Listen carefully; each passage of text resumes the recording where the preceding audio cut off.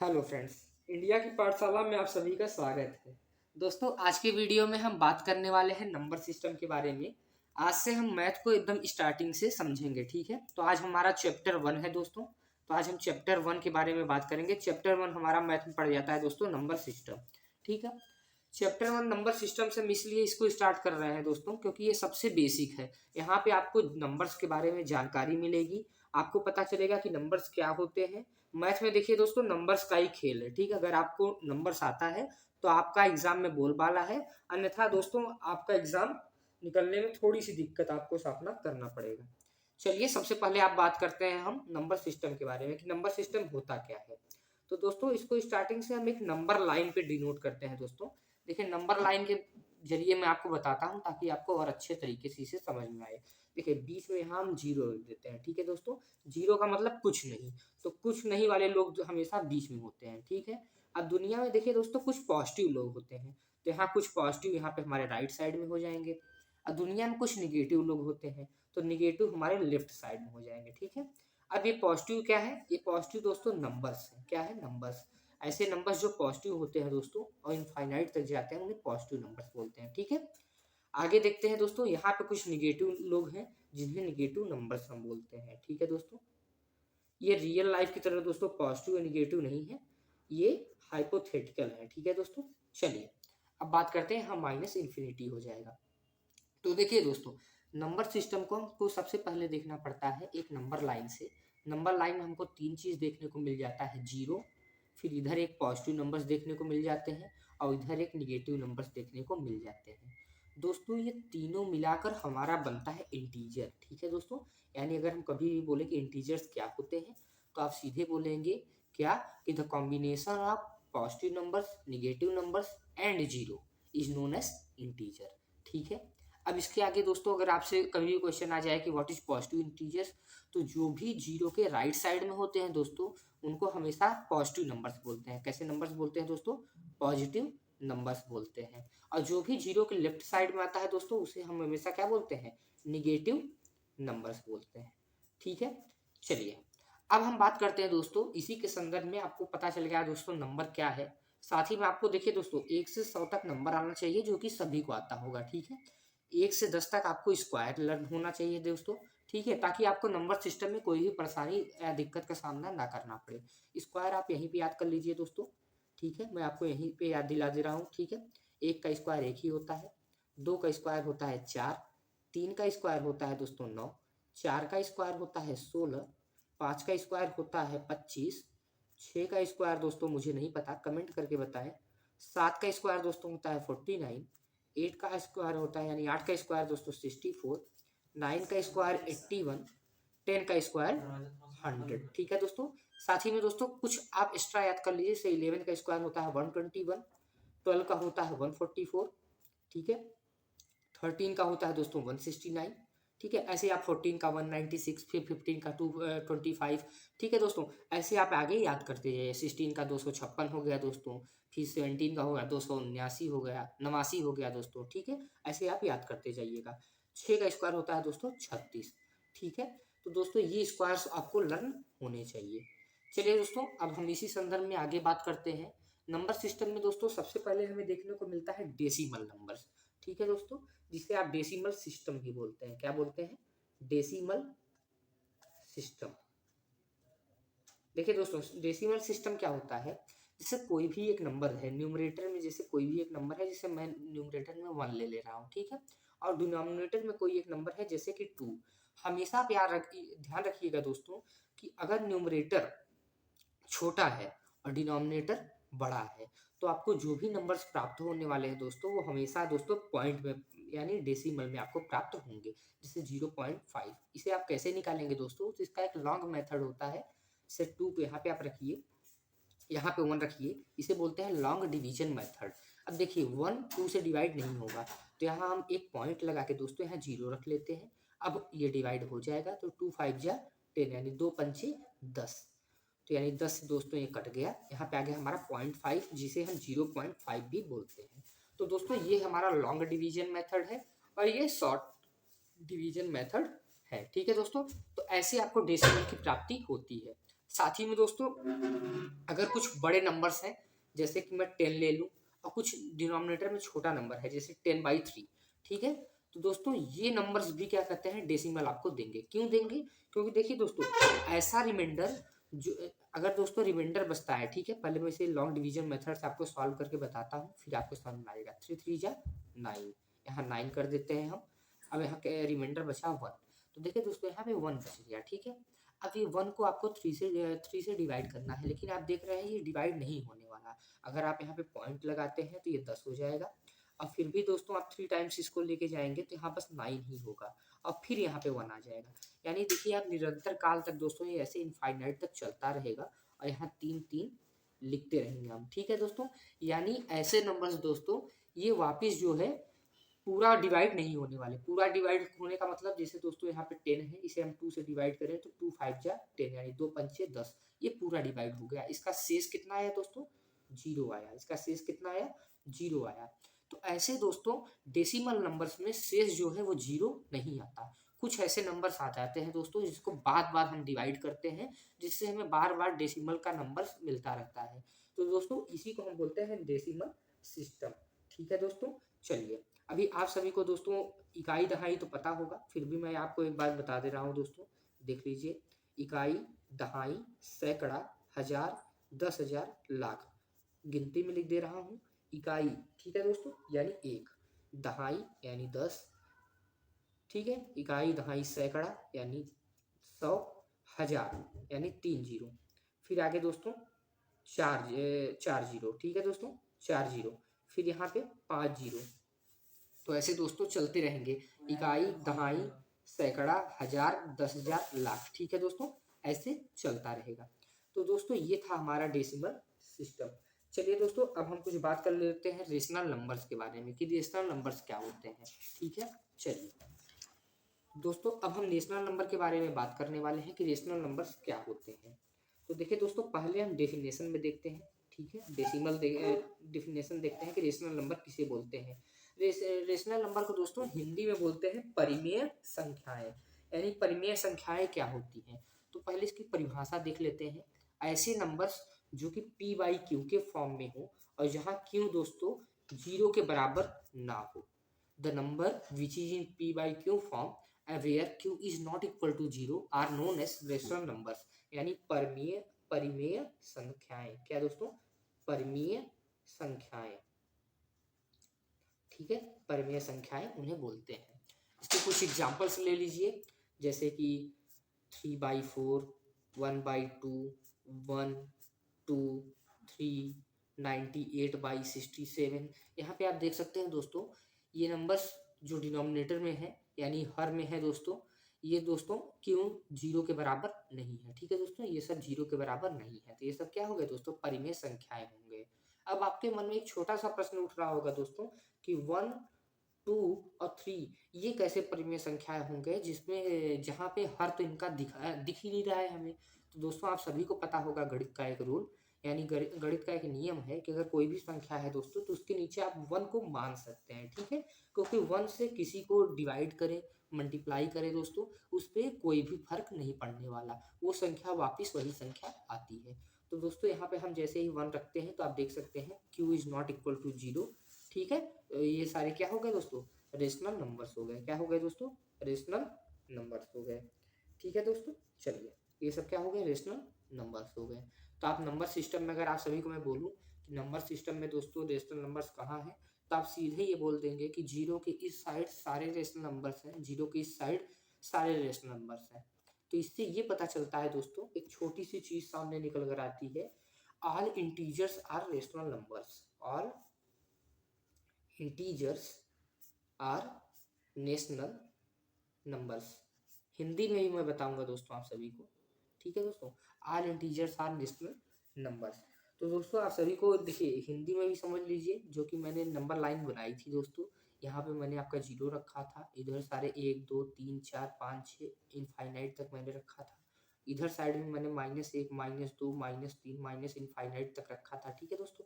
तो ये सारी संख्याएं और ये सारी संख्याएं एक रेशनल नंबर हो सकती है। क्यों हो सकती है दोस्तों? क्योंकि 1 2 3 की तरह दोस्तों इसके नीचे भी हम यहाँ पे 1 लिख सकते हैं, वहाँ पे 1 लिख सकते हैं, यानी यहाँ हर जगह हम नीचे 1 लिख सकते हैं। तो ये सारे दोस्तों रेशनल नंबर्स हो जाते हैं। ठीक है दोस्तों, चलिए अब हम इर्रेशनल नंबर्स के बारे में बात करते हैं कि इर्रेशनल नंबर्स दोस्तों क्या होते हैं। तो ऐसे नंबर्स दोस्तों जो कि पी बाई क्यू के फॉर्म में नहीं लिखे जा सकते। किसके फॉर्म में दोस्तों? पी बाई क्यू के फॉर्म में नहीं लिखे जा सकते दोस्तों, इन्हें रेशनल नंबर्स हम कहते हैं। जैसे दोस्तों, जैसे हो गया, यहाँ पे मैं हेडिंग दे रहा हूँ पहले, इर्रेशनल नंबर। ठीक है, इनरेशनल नंबर। चलिए हिंदी में देखिए दोस्तों, हिंदी में क्या है? अपरिमेय संख्याएं। अपरिमेय संख्याएं, ये संख्याएं क्या होती हैं दोस्तों? ऐसे संख्याएं जो कि पी बाई क्यू के फॉर्म में नहीं लिखी जा सकती दोस्तों, उन्हें अपरिमेय संख्याएं कहते हैं। जैसे √2, √3, यानी दोस्तों रूट में जितनी भी संख्याएं आती हैं उन्हें हम अपरिमेय संख्याएं कहते हैं। साथ ही में दोस्तों पाई, पाई का मान भी दोस्तों क्या होता है? अपरिमेय संख्याएं के अंदर आता है। दोस्तों पाई के बारे में आप सभी को एक फैक्ट भी बताना चाहूँगा कि पाई का मैथमेटिकल वैल्यू होता है 22/7। ठीक है, अगर इसे आप दोस्तों न्यूमेरिकल वैल्यू में अगर आप इसे करना चाहते हैं तो इसको लिखते हैं 3.14, लेकिन दोस्तों इसका असली वैल्यू 3.14 नहीं होता, जबकि इसका असली वैल्यू होता है 3.141593। ऐसे दोस्तों करते करते ये बहुत आगे तक जाता है। ठीक है दोस्तों, आपको बता दें दोस्तों कि जापान का एक कंप्यूटर है जिसे फुगाकू कहते हैं। क्या कहते हैं दोस्तों? फुगाकू। दोस्तों ये जो है ये परम संख्याओं तक गणना कर सकता है। ठीक है दोस्तों, ये सुपर कंप्यूटर है जो कि परम संख्याओं तक गणना कर सकता है। दोस्तों ये कंप्यूटर भी पाई का मान बता नहीं पाया है, इसलिए दोस्तों इसे क्या बोलते हैं कि एक इसे इर्रेशनल नंबर बोलते हैं। इर्रेशनल नंबर किसे बोलते हैं दोस्तों? एक ऐसी संख्या है दोस्तों जो कभी खत्म नहीं होने वाली।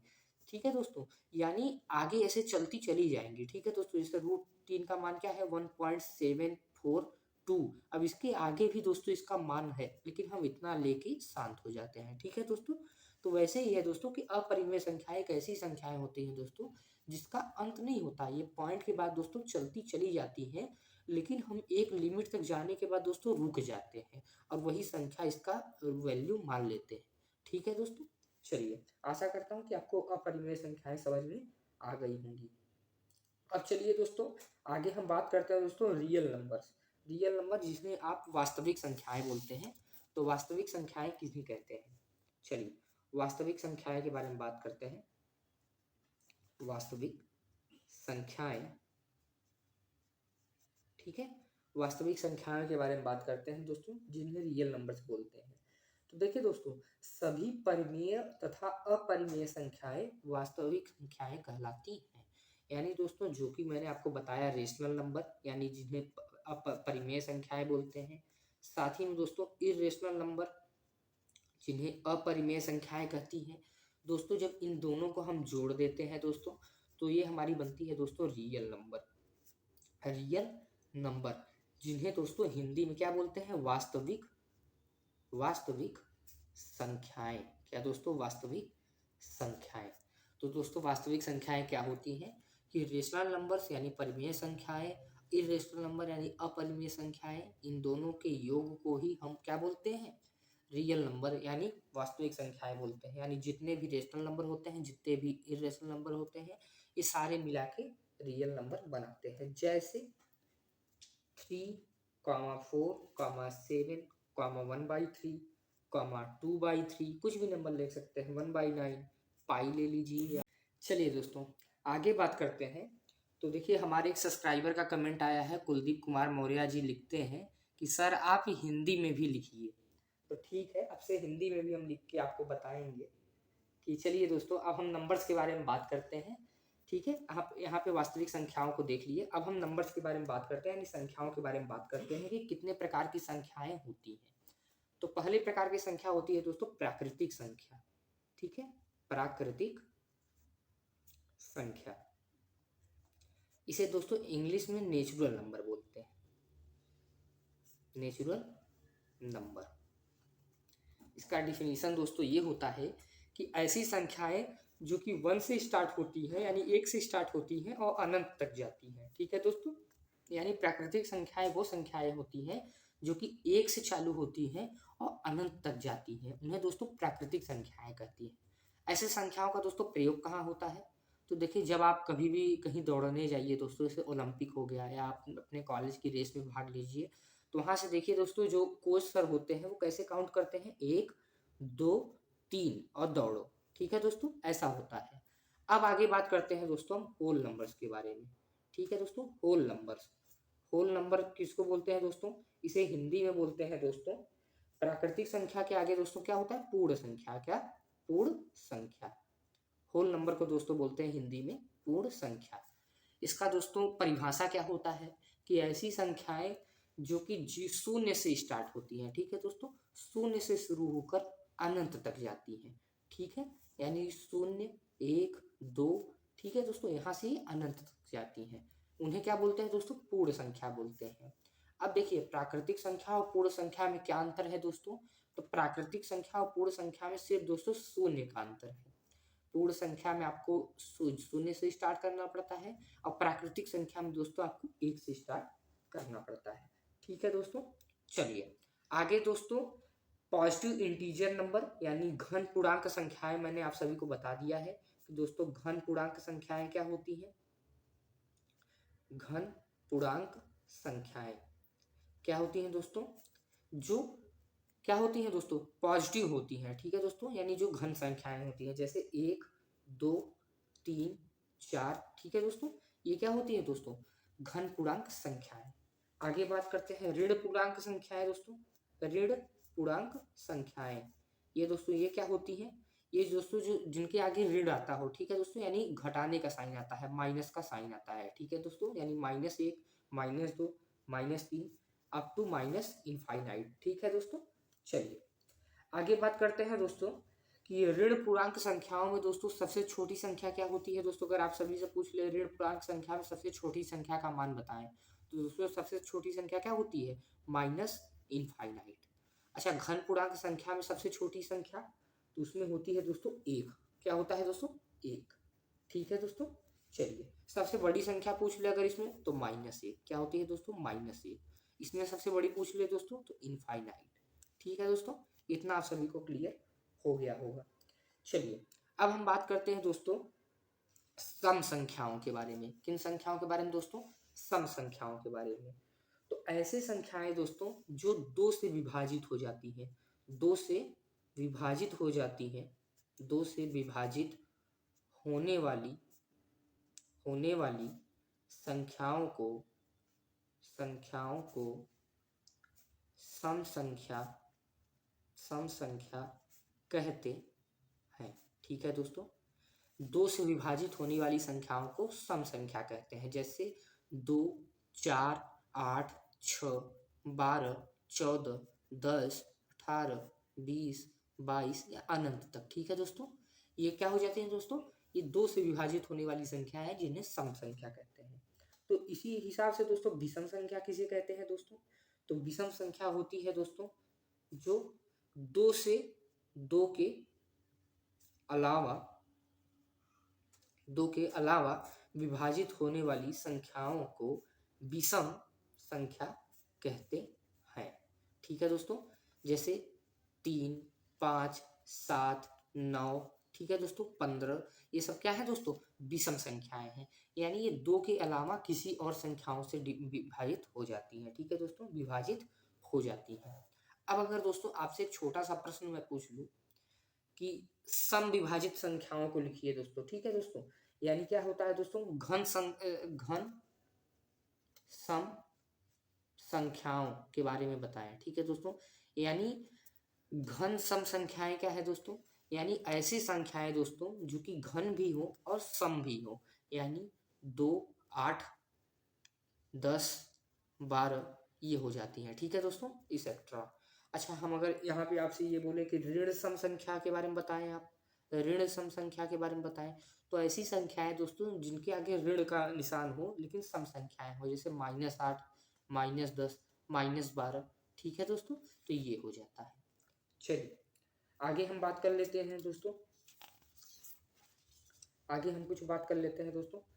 आगे हम बात करते हैं दोस्तों अभाज्य संख्याओं के बारे में। किन संख्याओं के बारे में? अभाज्य संख्याओं के बारे में।